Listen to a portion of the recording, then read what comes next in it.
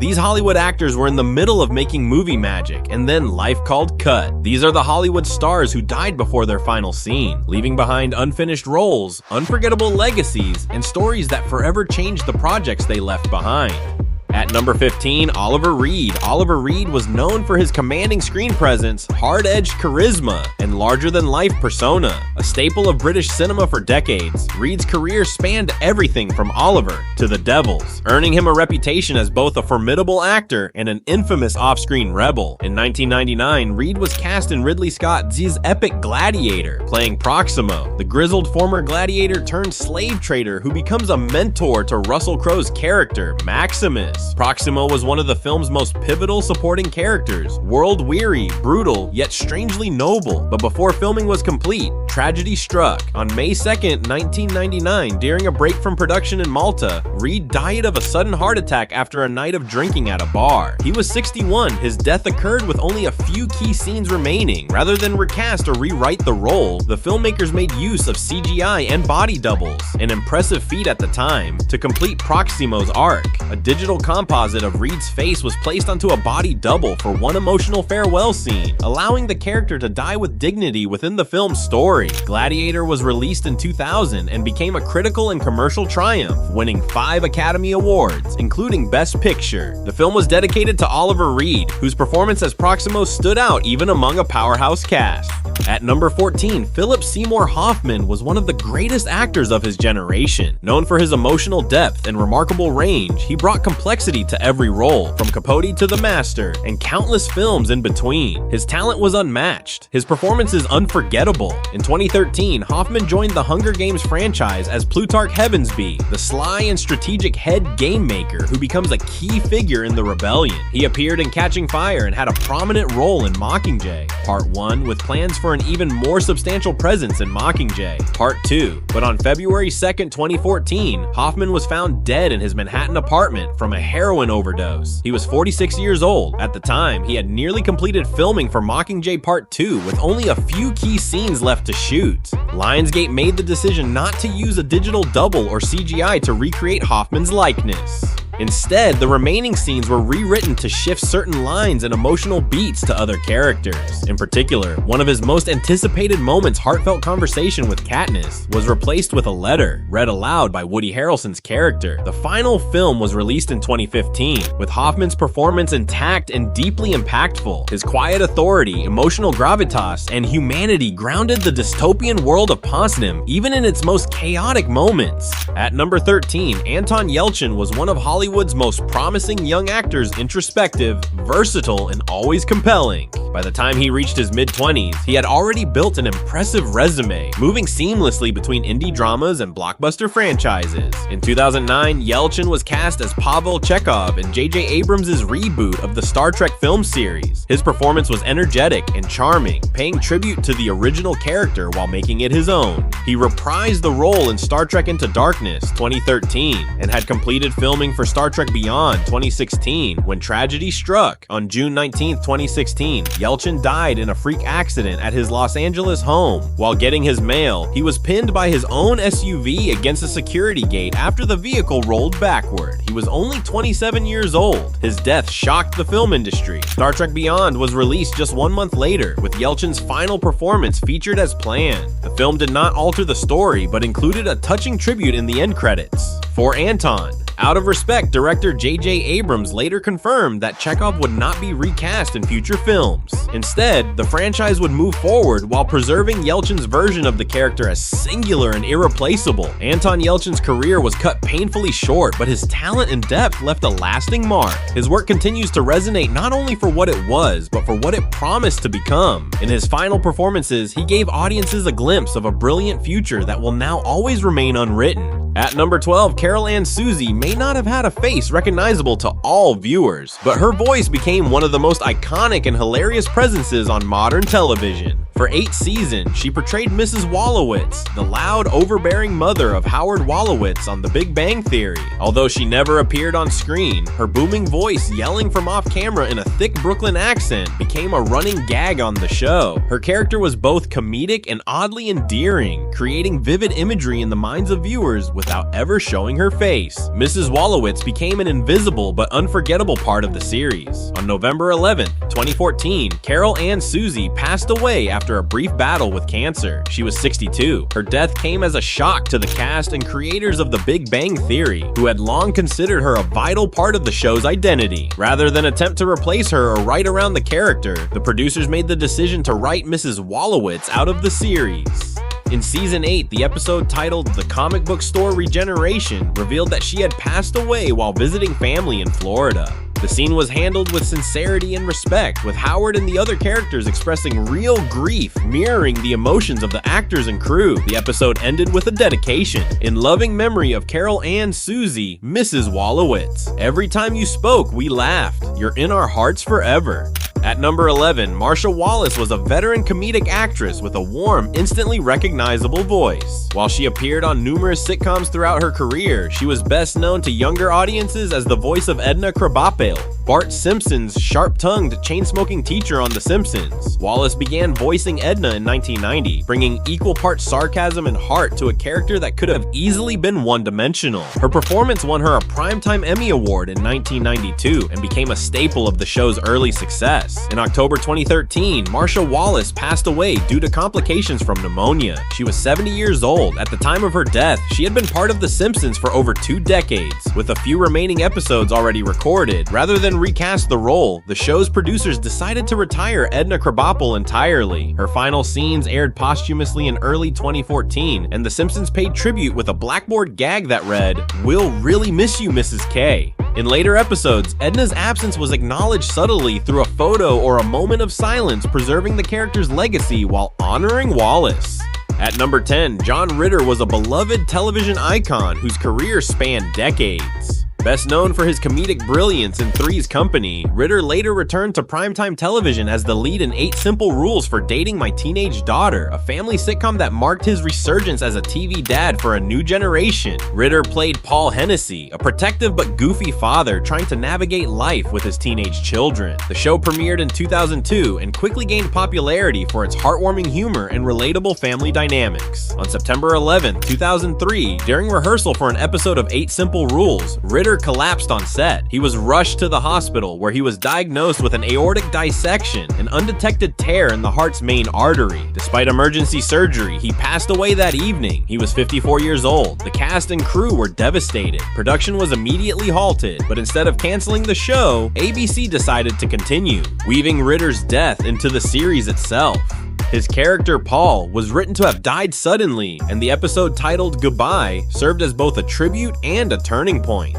The show continued for 2 more seasons, with Katie Siegel's character taking on the role of the widowed mother and actors like James Garner and David Spade joining the cast to fill the void. Yet for many, the heart of the series was never the same without Ritter. John Ritter's final performance wasn't planned as a farewell, but it became one. His warmth, comedic timing, and sincerity left a mark not only on the show, but on television history itself. At number 9, Clark Middleton was a seasoned character actor known for his distinctive voice, captivating presence, and ability to bring depth to even the smallest roles. His career spanned stage, film, and television, with appearances in Kill Bill Vol. 2, Fringe, Twin Peaks: The Return, and most notably, The Blacklist. In The Blacklist, Middleton played Glenn Carter, a DMV employee who also worked as a part-time tracker for Raymond "Red" Reddington. His role was intended as comic relief, but Glenn quickly became a fan favorite. Middleton's sharp wit, chemistry with James Spader, and deadpan humor made every appearance memorable. On October 4th, 2020, Clark Middleton died unexpectedly from complications related to the West Nile virus. He was 63 years old. His death was a shock to both fans and the Blacklist production team, who had planned to continue featuring Glenn in future episodes. Rather than recast the character, the show chose to honor Middleton by writing Glenn out with grace and humor. In Season 8, the episode The Wellstone Agency served as a tribute tribute, revealing that Glenn had passed away off-screen. Red struggles with the news and delivers a moving eulogy equal parts touching and irreverent, just like Glenn himself. In a unique twist, the tribute included a musical send-off featuring Huey Lewis, fulfilling one of Glenn's last wishes. The episode was both hilarious and heartfelt, a true reflection of what Clark Middleton brought to the role.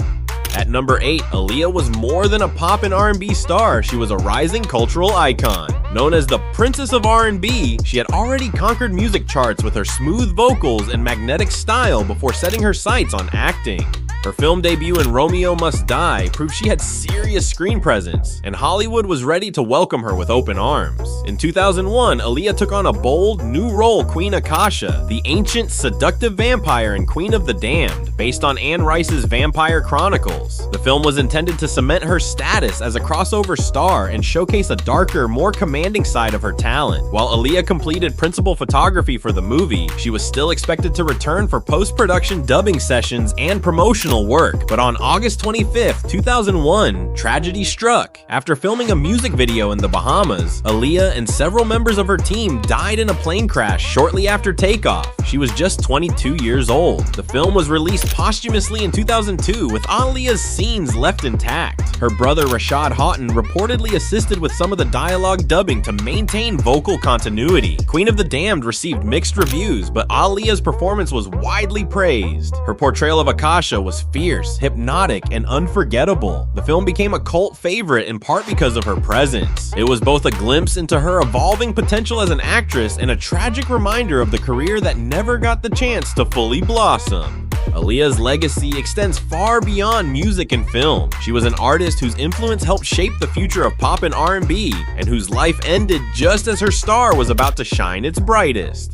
At number 7, Richard Harris was a distinguished Irish actor with a career spanning over 4 decades, known for his commanding presence and rich, gravelly voice. In the final years of his life, he took on a role that introduced him to an entirely new generation of fans. Albus Dumbledore, the wise and kind-hearted headmaster of Hogwarts in the Harry Potter film series. Harris portrayed Dumbledore in the first 2 films, Harry Potter and the Sorcerer's Stone, 2001, and Harry Potter and the Chamber of Secrets, 2002. His portrayal was warm, gentle, and full of quiet authority, capturing the spirit of the character as envisioned in J.K. Rowling's novels. During the filming of the second movie, Harris was already battling Hodgkin's lymphoma, a form of cancer. He kept his illness private and insisted on returning to the role for the third film, even as his health declined. On October 25th, 2002, just weeks before the release of Chamber of Secrets, Richard Harris passed away at the age of 72. His death created a major dilemma for Warner Brothers, as Dumbledore was a central figure throughout the remaining 5 films of the series. After careful consideration, the role was recast. In Harry Potter and the Prisoner of Azkaban, 2004, the role of Dumbledore was taken over by Michael Gambon. His interpretation was more energetic and forceful, creating a noticeably different version of the character, one that sparked debate among fans. Though he only appeared in 2 films, Richard Harris's Dumbledore is still remembered fondly for its warmth and grandfatherly charm. His brief but memorable portrayal left a lasting impression and helped lay the emotional foundation for one of the most successful film franchises in history.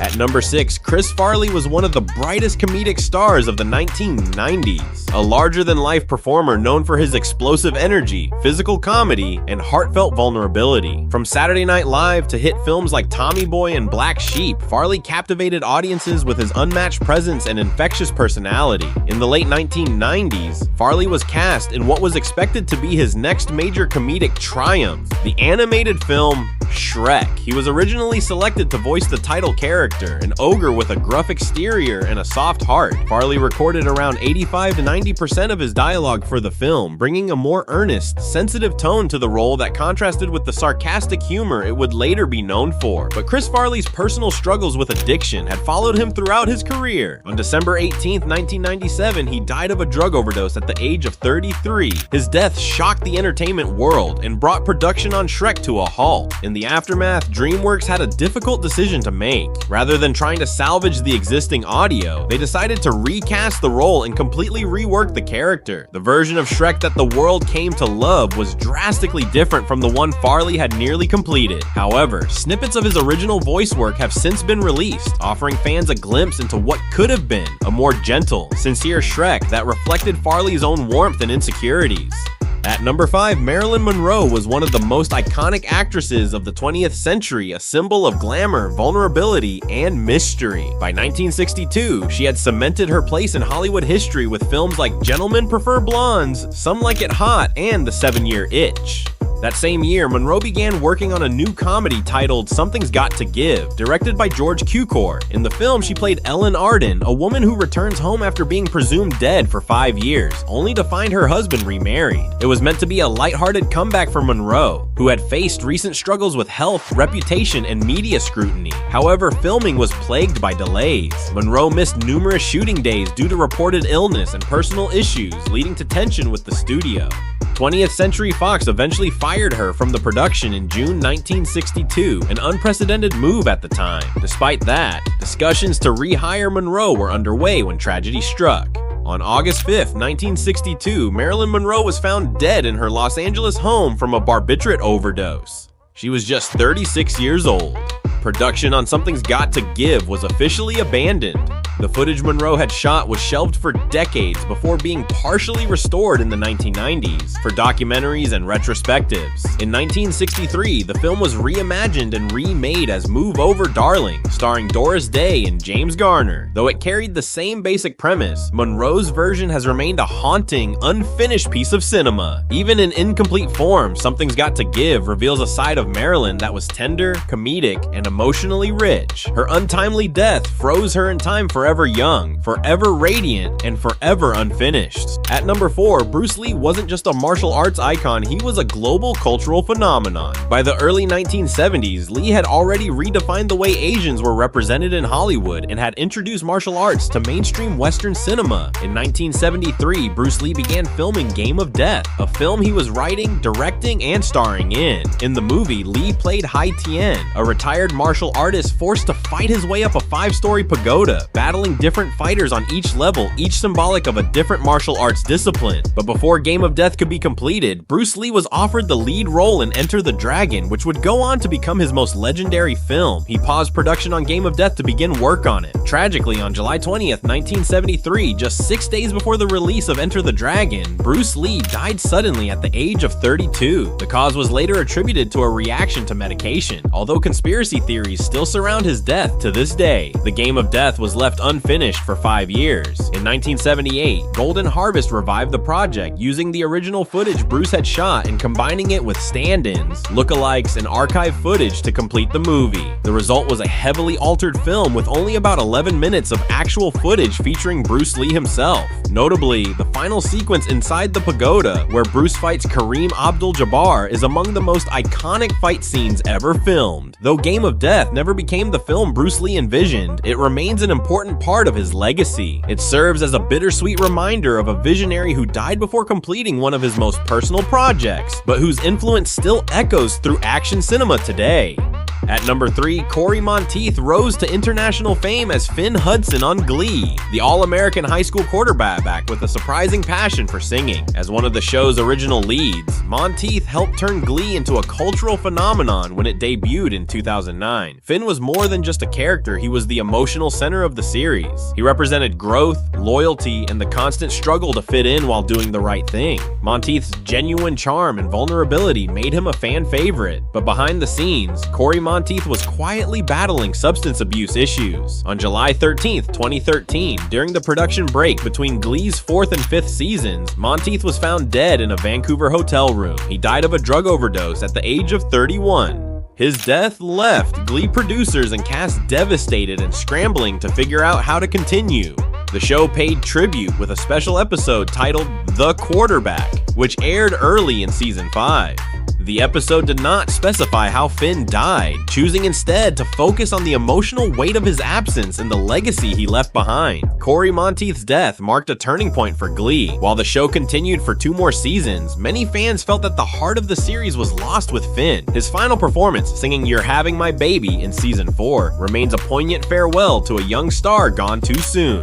At number 2, Chadwick Boseman was more than just a leading man. He was a symbol of strength, dignity and quiet heroism. Known for portraying real-life icons like Jackie Robinson, James Brown, and Thurgood Marshall, it was his role as T'Challa, the Black Panther, that turned him into a global cultural phenomenon. In 2016, Boseman debuted as Black Panther in Captain America: Civil War. His portrayal was regal, grounded, and powerful. When Black Panther premiered in 2018, it shattered box office records and reshaped Hollywood's conversation around representation. T'Challa became more than a superhero. He became a symbol of pride for millions. What the world didn't know was that Boseman was fighting a private battle. Diagnosed with stage 3 colon cancer in 2016, he continued to work through surgeries, chemotherapy, and relentless physical demands, all without ever making his illness public.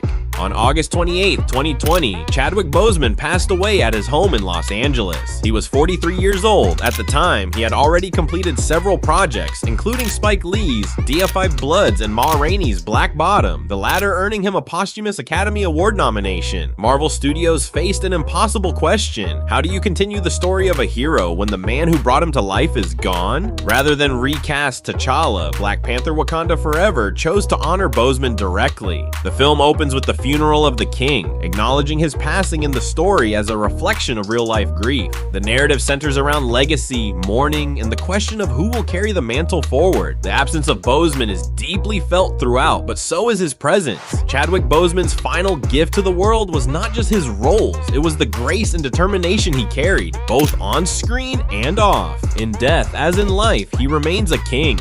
Finally, at number 1, Paul Walker was best known for his role as Brian O'Connor in the Fast and Furious franchise, a character he portrayed from the very first film in 2001. As an undercover cop who becomes part of Dominic Toretto's racing crew, Walker's character was central to the heart and evolution of the franchise. At the time of his death on November 30th, 2013, Walker was in the middle of filming Fast and Furious 7.